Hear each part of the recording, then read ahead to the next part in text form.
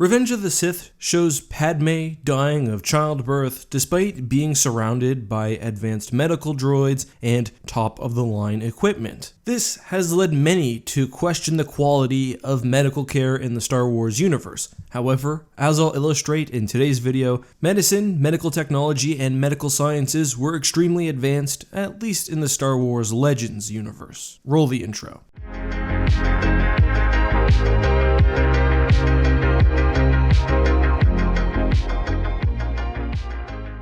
So, there are several key indicators which point to the Star Wars universe having extremely advanced medical science. The first relates to aging. In what is chronologically the first EU book after the Battle of Endor, Truce Epicura, we meet the couple Epi and Ord Belden. The two are described as you would someone in their mid to late 70s. They are starting to slow down a little bit. Orin requires the use of technology to speak, but they otherwise have their full mental faculties, aren't in any way sick, and don't seem to be dying anytime soon. The thing is, these two aren't in their 70s, but well into their 100s. Orin was over 160 and was still a senator on Bakura with no indications of slowing down, despite actually having several replacement organs. Epi, his wife, was still physically active in her 130s after recovering from a parasite which had been inflicted upon her by the Empire. She was still physically capable of leading a Bakuran rebellion against the Empire. But that's not the only work which indicates that characters might age slower in the Star Wars universe than they do in the real world. First off, by Legacy of the Force and beyond, all of the main trilogy characters are in their 50s to 70s and are only suffering the very most minor of physical slowdowns. Lando is in his 70s, expanding his business and becoming a father for the first time, while Boba Fett, at 60 plus years old, is desperately trying to cure a disease related to his cloning. And once he does, it seems like he has a significantly long life ahead of him. Admiral Pellaeon was not only active, but leading the Imperial Remnant well into his 90s before his assassination. Again, no signs of mental or physical slowdown. So the elongation of life seems mostly related to, presumably, organ replacement, advanced medicines to cure diseases, and the very common use of Bacta, and at times even force-augmented doctors to deal with a variety of maladies. Of course, these benefits would have been mostly limited to only those who could afford them. We have the following conversation in Agent of Chaos, one of the new Jedi Order books, between Han and his smuggler friend Roa, who haven't seen each other in almost 30 years. "You don't look a day older since the last time I saw you," Han said. "Nor do you," Roa said, almost convincingly. Han smiled lopsidedly and tapped his forefinger against his front teeth, regrown. He touched his nose, broken and repaired so many times there's hardly any original tissue left, plus my face is all out of whack,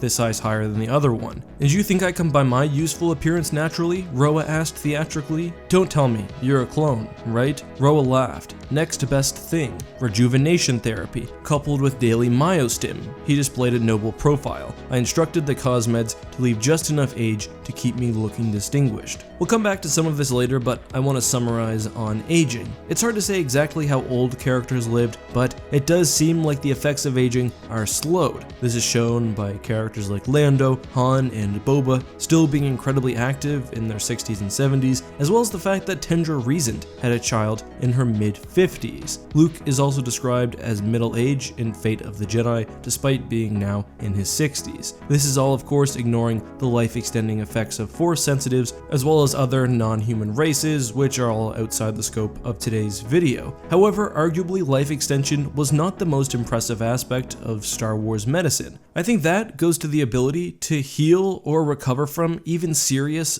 otherwise life-changing injuries. First, I want to focus on non-robotic or non-cybernetic treatments. The best example of this, besides for Bacta, comes from Murta Gev, who shatters her spine and is paralyzed below the neck, but is subsequently healed by a fairly simple injection. This is all in the Legacy period, where medicine may have advanced since the Clone Wars, perhaps even significantly, because we got the following quote from Jason Solo. "Isn't medicine miraculous today?" Kaitis asked. "A being is more likely to die of a meteor strike than of old age or disease." Little more than a standard week after losing his arm, Kaitis was pacing, actually pacing back and forth across the war room. With his good arm, he was waving a hypo filled with special preparation of protocells and neural growth stimulants. Today's 2-1B droids can replace a blaster-shattered kneecap with an alinium prosthetic more durable than the original. They could have reattached my natural arm had I been willing to lie around in one of these for a couple of months. Kaitis intentionally slammed his prosthetic kneecap into the bed frame. Yes, today's medicine can even rebuild the nerves in a ruptured spinal cord. One little injection.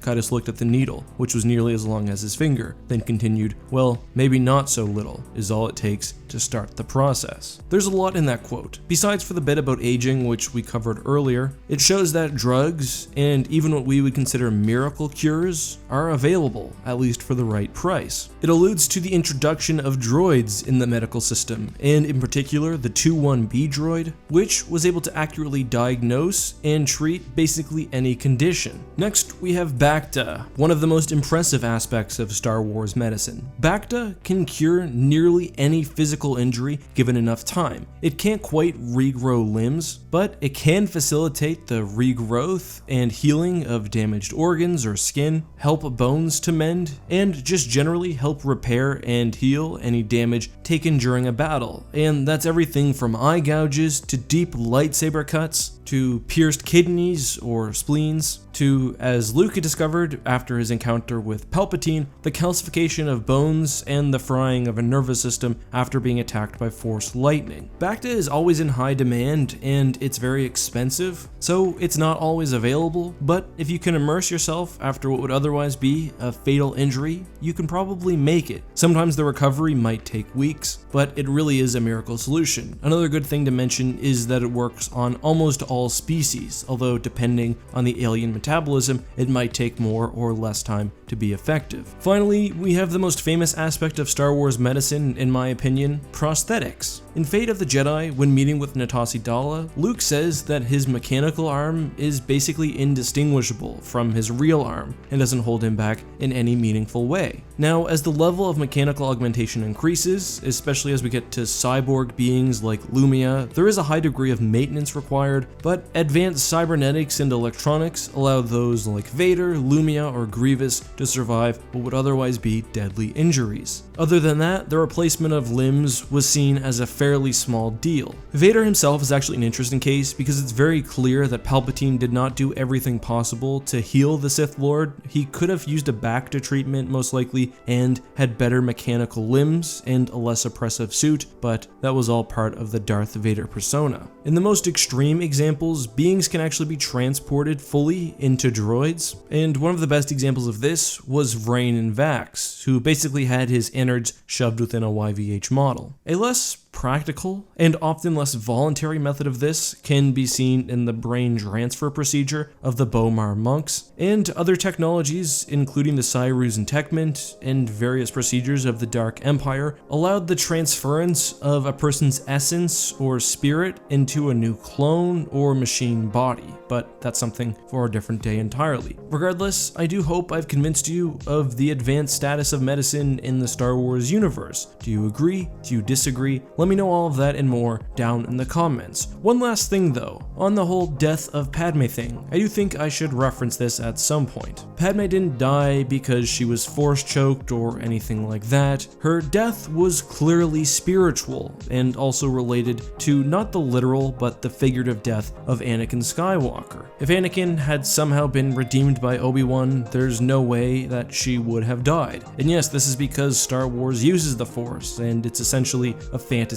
in space. She didn't die because she was choked or anything like that. I guess you could just chalk it up to the Force or the power of love or whatever else. I would also like to mention that the way I've characterized characters aging in the Legacy era is not necessarily strict lore, but I do think it makes sense, and the difference in personal aging has been my headcanon for a while now. Or else it doesn't really make sense for Han, Luke, and Leia to be running around at 60 going on adventures, at least just in my opinion. Anyway, no question of the day today because I just did address that. If you have something you'd like me to answer in a future video, leave it down below with the hashtag AskEck. Then like, subscribe, and turn those notifications on, and you never know, I might choose your question next. Anyway, thank you so much for watching, guys. As always, this has been EckhartsLadder. May the Force be with you.